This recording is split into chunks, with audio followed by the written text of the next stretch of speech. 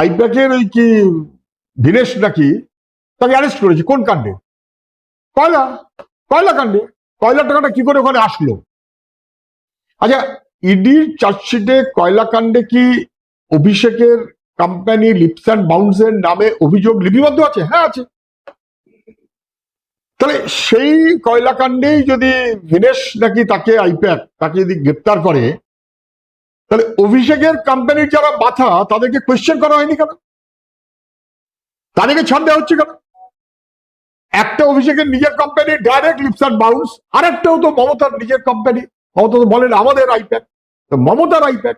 তাহলে মমতার আইপ্যাক তার মাথা ধরা পড়লো, আর অভিষেকের লিপস অ্যান্ড বাউন্স তার মাথাকে ছেড়ে রাখা হলো কেন? ওর অঙ্ক আছে নাকি?